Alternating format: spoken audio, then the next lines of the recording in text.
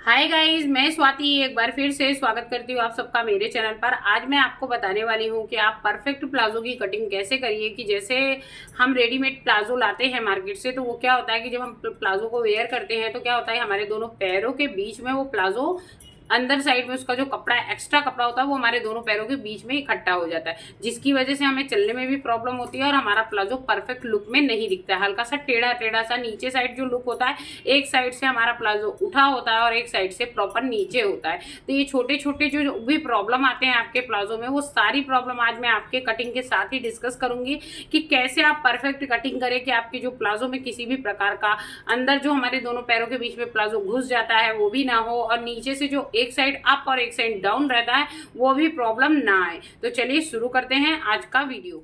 तो सबसे पहले पूरे कपड़े को आपको खोल लेना है और जैसे साड़ी की तरह पूरे कपड़े को लंबा कर लेना है। लंबा करने के बाद दोनों फोल्डों को ऐसे डबल फोल्ड कर लेना है। पूरे कपड़े को आप देख सकते हैं, डबल फोल्ड करने के बाद आपका कपड़ा पतला हो जाएगा जैसे पैंट का होता है। उसके बाद डबल फोल्ड करने के बाद पूरे कपड़े में आप अच्छे से इस्त्री कर लीजिए। आयरन लगाना बहुत ही जरूरी है, क्योंकि क्या है कि जब आपका कपड़ा आयरन लग जाएगा तो जो भी उसमें सुकड़न होगी वो भी चली जाएगी और आपका कपड़ा इवनली एक जैसा हो जाएगा। तो सबसे पहले मैं यहाँ पे कपड़े में प्रेस लगा लेती हूँ। मैंने कपड़े को प्रेस कर लिया है, पूरे कपड़े को खोल करके डबल फोल्ड करके मैंने कपड़े में आयरन कर लिया है। आयरन करने के बाद कपड़े को मैंने टेबल पे अच्छे से बिछा लिया है। यहाँ पे आपको वही प्रोसेस ध्यान में रखना है जैसा मैंने आपको पैंट में पहले बताया हुआ है, कि जो आपका पैंट का जो खुलने वाला भाग होता है, जो कपड़े का ओपन वाला भाग है, वो आपके साइड ही होना चाहिए। अभी यहाँ पे कुछ लोग कहेंगे कि प्लाजो तो ढीला ढाला बनता है, इसलिए इन सब चीज़ों की क्या ज़रूरत है।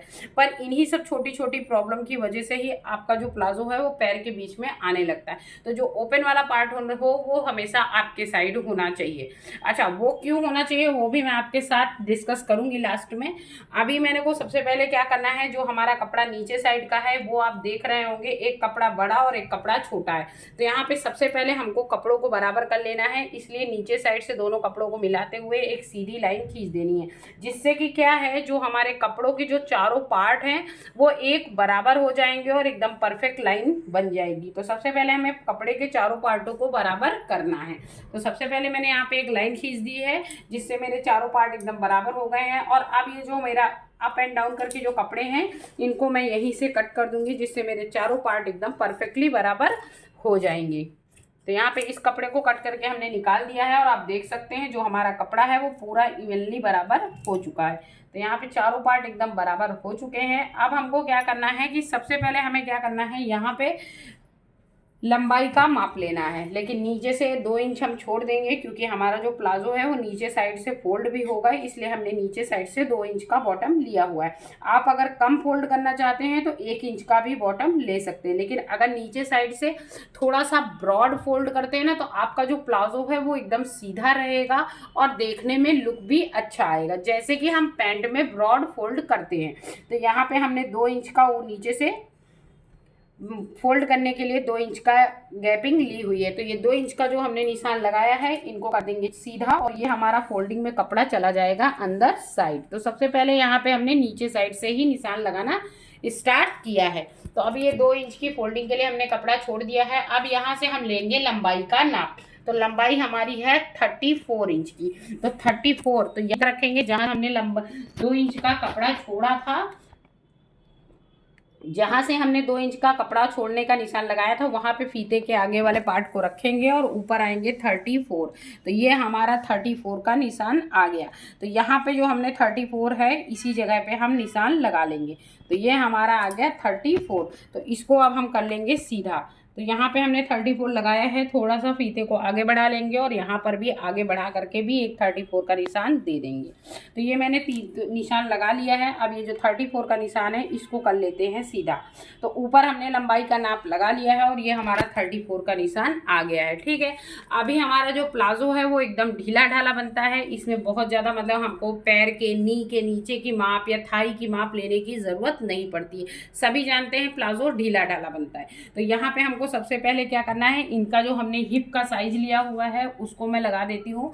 तो इनका 36 हिप का साइज है, ठीक है। तो यहाँ पे 36 पे हिप का साइज है, लेकिन हम यहाँ पे 2 इंच की लूजिंग दे रहे हैं। क्यों? क्योंकि प्लाजो है तो थोड़ा सा लूज होना चाहिए, इसलिए भी। तो 36 में हमने यहाँ पे 2 इंच प्लस कर लिए हैं, तो 37 और 38। तो 38 इनका हो चुका है। और अब हम यहाँ पे आधा आधा इंच दोनों साइड के कपड़े को इधर दबाएंगे, तो 1 इंच कपड़ा इधर दबेगा और 1 इंच कपड़ा हमारा जो आसन का पार्ट होगा वहाँ दबेगा। तो यहाँ पे हमने 40 इंच का निशान लगा लिया है। प्लाजो है इसलिए बहुत ज़्यादा हल्का सा ढीला होगा तो चलेगा, पर पैंट में ऐसा नहीं चलता है। तो एकदम परफेक्ट माप के लिए यहाँ पे हमने 40 पे निशान लगा लेंगे। तो कपड़े को बराबर कर लेंगे, थोड़ा सा कपड़ा ऑड एंड इवन हो गया है तो इसको परफेक्टली एक के ऊपर एक हमने यहाँ पे रख दिया है। अब यहाँ से हम लगाएंगे 10 इंच की मार्किंग। तो यहाँ पे हमने 10 पे निशान रखा है और ये यहाँ पे एक हमने सीधा निशान लगा दिया है, ठीक है। अब ये जो 10 इंच की हमने यहाँ मार्किंग करी है इसको थोड़ा सा नीचे आएंगे और वहाँ पर भी हम यहाँ पे 10 इंच की मार्किंग करेंगे, ठीक है। अब हमने यहाँ पे 10 इंच की 2 पॉइंट दे दिए हैं जो हमारे आसन में कटेगा, ठीक है। अब हमको क्या करना है, ऊपर साइड डालना है लास्टिक। तो 2 इंच की ऊपर की गैपिंग दे देंगे जो हमको लास्टिक में डालना है, जो लास्टिक के लिए हम यहाँ पे फोल्ड करेंगे। हमने 10 इंच की मार्किंग के पॉइंट लगा लिए हैं, तो ये हमारा 10 इंच आ गया है। तो यहाँ से हमने नीचे तक ये 10 इंच पे मार्क कर लिया है। अब ऊपर जहाँ पे हमने लाइन खींची थी इसी लाइन पे फीता रखेंगे और नीचे आएंगे और हमको 13 इंच का आसन लेना है। पर यहाँ पे जो हमारा कस्टमर है उसकी हाइट कम है तो हमने ये 12 इंच पे रखी है। बहुत ज़्यादा हाइट होती है तो आप 13 इंच पे रखिए तो एकदम परफेक्टली आ जाता है। बहुत ज़्यादा मोटा है तो आपको 15 इंच रखना है, बाकी नॉर्मल है हाइट बॉडी है तो आप 12 पे रखें। जैसे कम हाइट का व्यक्ति है तो 12 पे रखें, नॉर्मल हाइट है तो आप 13 पे रख सकते हैं। और बहुत ज़्यादा मोटा है जिसके थाई वगैरह बहुत ज़्यादा मोटे हैं तो आप उसको 15 तक ले जा सकते हैं। तो यहाँ पे हमने 12 इंच की ये मार्किंग कर दी है। 12 इंच की मार्किंग करने के बाद इन जो हमने छोटे छोटे डॉट्स लगाए हैं इन डॉट्सों को मिला करके हम इनको सीधा कर देंगे और यहाँ से रखेंगे 1.5 इंच की आगे, 1.5 इंच फीते को आगे बढ़ाएंगे और ये लाइन हमने यहाँ पे ऐसे करके खींच दी है। अब यहाँ से हल्का सा हमको कर्व में ले जा करके ये जो 1.5 इंच की आगे मार्किंग रखी है इसमें ले जा करके हमको मिला देना है। तो आप देख सकते हैं ये जो ये वाला है इसको हमने यहाँ पे ऐसे करके मिला दिया है। अगर आपको ये मिलाने में प्रॉब्लम हो तो ये जो हमने ऐसे करके ये ऐसे और ये ऐसे बनाया है ना, यहाँ पे आप फीता रख लीजिए, 1 इंच की मार्किंग कर लीजिए, यहाँ पे एक निशान लगा लीजिए और ऊपर से ला करके इसको ले जा करके आप ये 1.5 इंच पे मिला दीजिए। तो यहाँ पे ये बन गया हमारा आसन का निशान। अब आपको क्या करना है, आसन का निशान बनने के बाद नीचे की मोहरी को आपको कितना ब्रॉड रखना है उसका निशान सबसे पहले आपको लेना है। तो यहाँ पे नीचे की जो हमारी मोहरी है उसको हमको लेना है 10 इंच का, मतलब 20 इंच पूरी राउंडिंग में आनी चाहिए। तो हमारा 20 इंच राउंडिंग में आवे तो आधा इंच यहाँ सिलने में जाएगा और आधा इंच यहाँ सिलने में जाएगा। तो हमने यहाँ पे 11 इंच लिया हुआ है जिससे हमारी जो मोहरी है 20 इंच की रेडी हो जाएगी और 1 इंच इधर दब जाएगा, 1 इंच इधर दब जाएगा तो हो जाएगा 22 इंच। तो यहाँ पे हमने निशान लगाया है 11 पे, 11 का आधा होता है 5.5, तो ये 5.5 पे हमने ये निशान लगा दिया है, ठीक है। अब आपको क्या करना है, ये जो आपने आसन का निशान यहाँ पे लगाया है इस आसन के निशान को ले जा करके आपको यहाँ पे ऐसे करके मिला दें। आपके पास ये नहीं है तो आप इसको स्केल से भी मिला सकते हैं, मतलब आपको पास अगर स्केल ना हो तो आप टिक करके भी मिला सकते हैं और अगर स्केल है तो आप स्केल की मदद से भी मिला सकते हैं। तो यहाँ पे ये जो आसन का निशान है इसको हमने यहाँ पे मिला दिया है। तो ये हमारा आसन का निशान लग गया है और ये एकदम सीधा हमारा बन गया है। 2 इंच का जो हमने यहाँ पे जो हमने लास्टिक के लिए कपड़ा एक्स्ट्रा छोड़ा हुआ था इन सारे डॉट्स को हम मिला देंगे और मिलाने के बाद यहाँ पे इसको भी हम सीधा कर देंगे। तो ये दोनों पॉइंट को हमने सीधा कर दिया है। सीधा करने के बाद अब आप जो ये निशान देख रहे हैं इन्हीं सारे निशानों में आपको इसकी कटिंग कर लेनी है। अगर आपको थोड़ा सा मतलब बैक का साइड अप करके कट करना है कि आपका जो प्लाजो है पीछे से उतरे ना, तो उसके लिए आपको क्या करना है, बहुत ज़्यादा आपका सामने वाला व्यक्ति जिसका आप बना रहे हैं वो पतला है तो आपको ये उठा करके जो 1.5 इंच का ये कटता है ऐसे करके ये आपको कट करने की ज़रूरत नहीं है। अगर पतला व्यक्ति है तो आप सीधे भी लास्टिक डाल देंगे तो प्रॉपर्ली पड़ जाएगी और उसका भी प्लाजो नीचे नहीं उतरेगा। अगर सामने वाला व्यक्ति मोटा है तो आगे वाला पल्ले को ऐसे ही आप यहाँ से कट कर लीजिए। कट करने वाले के बाद आगे वाले पल्ले को पीछे वाले पल्ले पे रख करके और जहाँ से हमारी ये लाइनिंग ख़त्म होती है इसके ऊपर आप 1.5 इंच 3 इंच या 2.5 इंच ऊपर उठा करके यहाँ पे एक मार्क लगा सकते हैं और मार्क लगा करके इस मार्क को आपको ले जा करके ये जो हमारा लास्टिक वाला मार्क है यहाँ पे मिला देना है। और मिलाने के बाद अगर आप इस तरह अपना प्लाजो सिलेंगे तो उसका मोटा व्यक्ति है तो उसका जो आपका प्लाजो है वो कमर से नहीं उतरेगा। ठीक है, ये तो हो गई प्लाजो की कटिंग जो बहुत ही सिंपल है और कोई भी इसको कट करके सिल सकता है। क्यों? क्योंकि चारों पार्ट को आपको जोड़ देना है, ऊपर लास्टिक डाल देनी है और नीचे के पार्ट को आपको फोल्ड कर देना है और आपका प्लाजो रेडी हो गया। लेकिन यहाँ पे हमने स्टार्टिंग में बात की थी कि जो हमारा प्लाजो है वो दोनों पैरों के बीच में जो आ जाता है, उसका जो कपड़ा है इकट्ठा समेट जाता है। वो क्यों समेट जाता है? उसका कारण ये होता है कि जो लोग प्लाजो कट करते हैं वो इधर जो जुड़ा वाला कपड़ा होता है इन जुड़े वाले कपड़े की तरफ से ही कट करते हैं। उसका कारण उनको ऐसा लगता है कि जैसे आगे हम एक सिलाई चलाएंगे, अब जैसे ये चारों पार्टों को जोड़ेंगे तो एक सिलाई इस साइड भी चलेगी और एक सिलाई इधर भी चलेगी। ठीक है, दोनों तरफ जब सिलाई चलती है तो जो आपके प्लाजो की एक फिटिंग होती है वो एकदम सीधी और एकदम परफेक्ट आती है और प्लाजो का जो कपड़ा होता है वो बीच में नहीं आता है। मतलब पैरों के बीच में जो कपड़ा इकट्ठा होता है वो इकट्ठा नहीं होता है। अधिकतर आपने देखा होगा जो रेडीमेड प्लाजो होते हैं उनमें एक ही कटिंग होती है जो पैरों के बीच में होती है। ये वाली कटिंग हो जाती है और एक साइड से कपड़ा पूरा जुड़ा होता है, वहां पे किसी प्रकार की कोई सिलाई नहीं होती है। उसकी वजह से क्या होता है, जो प्लाजो है वो थोड़ा सा ऑरेब हो जाता है क्योंकि एक साइड से आप ये ऑरेब वाली लाइनिंग दे रहे हैं। ठीक है, यहाँ पे जो हमारा व्यक्ति है वो काफी ज्यादा पतला है, इसलिए जैसे मोटा व्यक्ति होता है तो उसके थाई बड़े होते हैं तो ये योक का पार्ट बढ़ जाता है। ठीक है, बढ़ने के बाद आपको क्या है कि ये जो योक का पार्ट आपका बढ़ेगा तो इधर साइड ये कपड़ा आके जो नीचे की राउंडिंग होगी वो कम होगी। तो जैसे ये कपड़ा आपने यहाँ से लिया तो ये यहाँ आके मिलेगा तो ये जो कपड़ा होता है ये ऑरेब में कटा होता है। ठीक है, जिसकी वजह से आपका जो कपड़ा होता है वो पैरों के बीच में इकट्ठा होता है अगर वो दोनों साइड से कटा हुआ नहीं होता है तो इसीलिए कभी भी आप प्लाजो कट करिए तो प्लाजो के 4 पार्ट में आप प्लाजो को कट करिए जैसे पैंट को कट करते हैं। उस ऐसा कट करने से क्या होता है कि आपका जो प्लाजो है वो उसका जो कपड़ा है वो आपके दोनों पैरों के बीच में नहीं आएगा, कपड़ा समटेगा नहीं और एकदम परफेक्ट कटिंग आपकी प्लाजो की होगी और पहनने वाले को भी एकदम परफेक्ट रिजल्ट मिलेंगे। तो यहाँ पे तो बात हो गई कि जो पैरों के बीच में हमारा कपड़ा इकट्ठा हो जाता है वो क्यों होता है। सेकंड बात ये हो गई कि हमने स्टार्टिंग में डिस्कस किया था कि जब आपका प्लाजो आप पहनते हो तो आपका जो पैर के पास का जो पार्ट होता है प्लाजो का वो एक साइड से ऊपर हो जाता है और एक साइड से नीचे हो जाता है, कुछ ऐसा टेढ़ा हो जाता है। वो क्यों होता है? उसका कारण ये होता है कि जैसे आपने इसको 4 पार्ट में हमने यहाँ पे ये प्लाजो कट किया हुआ है। ठीक है, अगर ये 4 पार्ट में ना कटा होता और जुड़ा जुड़ा कटा होता जैसे हमने पहले आपको बताया वैसा कटा होता है तो पैरों के बीच में जो कपड़ा इकट्ठा होता है इसके वजह से एक तो कारण ये होता है कि अप एंड डाउन इसलिए नीचे से हो जाता है। दूसरा क्या होता है कि जब हम ऊपर साइड लास्टिक डाल देते हैं उसके बाद हम क्या करते हैं, जो कपड़ा बचता है उसको वैसे ही फोल्ड कर देते हैं। तो यहाँ पे वैसे आपको फोल्ड नहीं करना है। प्लाजो में ऊपर लास्टिक डालने के बाद पूरा प्लाजो आपके सिलने के बाद आपको क्या करना है कि पहले आपको अपने प्लाजो की लंबाई वाइज एकदम लंबाई ले लेनी है और लंबाई लेने के बाद अगर आपका कपड़ा नीचे साइड कम बच रहा है, मान लीजिए जैसे हमने यहाँ 2 इंच का निशान लगाया तो ये 2 इंच की जगह थोड़ा सा कम बच रहा है, जैसे इतना कपड़ा बच रहा है, तो यहाँ पे आपको क्या करना है कि आप एक एक्स्ट्रा सेम कलर की पट्टी को अटैच कर लीजिए। लंबाई का अगर मान लीजिए थोड़ा कपड़ा ज़्यादा बच रहा है तो आप हल्की सी उसकी कटिंग में शेपिंग भी दे सकते हैं। वो कटिंग में शेपिंग देने के बाद आपको वहाँ पे 1 इंच या 2 इंच की पट्टी कट कर लेनी है। उस पट्टी को अटैच करके फिर उस पट्टी को ही आपको फोल्ड करके उसके बाद अपने प्लाजो की नीचे की जो मोहरी है उसकी राउंडिंग आपको देनी है।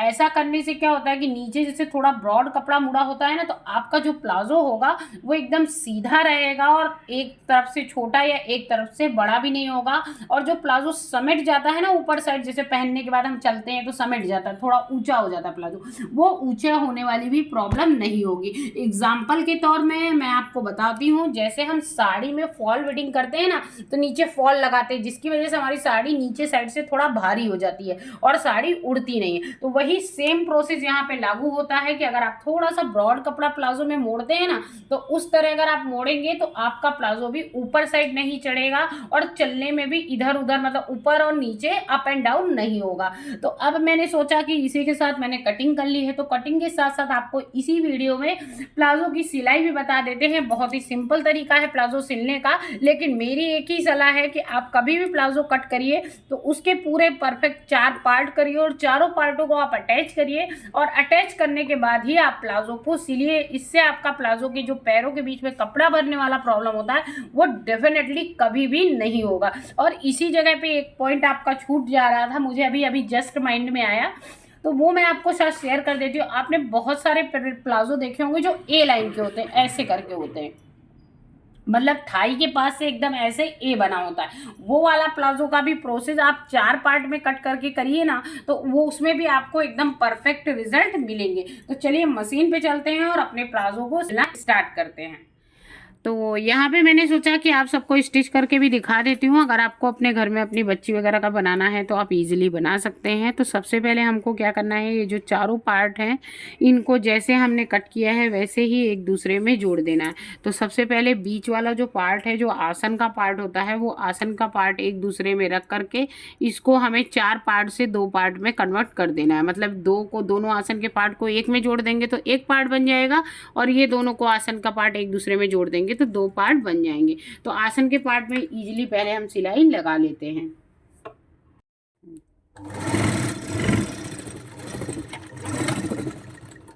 तो यहाँ पे मैंने एक पार्ट आसन का एक दूसरे में जोड़ दिया है। ऐसे ही सिंपल तरीके से हम दूसरे वाले को भी जोड़ देंगे। तो यहाँ पे हमने 4 पार्ट को 2 पार्ट में डिवाइड कर लिया है। आप देख सकते हैं एक पार्ट ये दोनों आसन को जोड़कर एक पार्ट ये बन गया, और ये दोनों आसन को जोड़कर एक पार्ट ये बन गया। अब आपको क्या करना है कि ये वाला जो पार्ट है, इस वाले पार्ट पे उल्टे साइड से रख करके अब इसके किनारे किनारे आपको दोनों साइड से सीधी मतलब सिलाई लगा देनी है, जिससे कि ये पूरा एक प्लाजो हमारा रेडी हो जाएगा। तो एक सिलाई इस किनारे लगा देंगे, एक सिलाई इस किनारे लगा देंगे। एकदम सीधी सीधी सिलाई लगानी है। प्लाजो सिलना बहुत ही ज़्यादा आसान है। आप घर पे ही अपने बच्चे का या आप बड़ों का किसी का भी बना सकते हैं। कटिंग का मेथड यही रखेंगे तो दोनों पैरों के बीच में कभी भी कपड़ा नहीं भरेगा। और अब हम इसको दोनों पार्ट को आपस में एक दूसरे के ऊपर रख करके एकदम सीधी सिलाई एक हम लगा देते हैं। तो यहाँ पे मैंने चारों पार्टों को जोड़ दिया है। साइड के पार्टों में पूरा नीचे तक सिलाई लगा दी है। आसन के पार्ट को भी जोड़ दिया है। लेकिन अब मुझे क्या है कि यहाँ पे आसन के पार्ट में मुझे इंटरलॉक देना है, क्योंकि मेरा कस्टमर का है। तो इसमें इंटरलॉक दे करके और इसमें एक फ्रंट से पट सिलाई मैं लगा देती हूँ और उसके बाद आपको दिखाती हूँ। पूरे में इंटरलॉक कर लिया है। इंटरलॉक करने के बाद मैंने ऐसे इसको कपड़े को, नीचे वाले कपड़े को दबा करके ऊपर से मैंने ऐसे पट सिलाई दे दी है। ठीक है, अभी पूरे में जो हमने चारों पार्ट जोड़े थे, चारों पार्ट में अंदर से इंटरलॉक करके ऊपर से पट सिलाई दे दी है। ठीक है, अभी हम क्या करना है, सबसे पहले लास्टिक की माप ले लेनी है। जितनी भी कमर की माप है उससे 6 इंच माइनस करके आप ये लास्टिक के दोनों पार्टों को ले लीजिए, एक दूसरे के ऊपर रख करके ऐसे आप एक जिगजॉग करके इसको रिवर्स सिलाई चला करके ऐसे जोड़ लीजिए। जोड़ने के बाद कमर वाले पार्ट में इसको एक साइड से रखते जाइए और ऊपर के कपड़े को अंदर साइड ऐसे हल्का सा फोल्ड करते जाइए, और फोल्ड करके इस तरह आप सिलाई लगा करके थोड़ा किनारे किनारे सिलाई चलाएंगे। तो लास्टिक पे सिलाई मत चलाइएगा, पहले थोड़ी सी जगह छोड़ते हुए आप उस कपड़े पे ऐसे करके आप सिलाई चलाते चले जाइए। तो पूरे प्लाजो में सबसे पहले हम लास्टिक डालेंगे। नीचे के पार्ट को अभी नहीं फोल्ड करेंगे, सबसे पहले हम लास्टिक डालेंगे।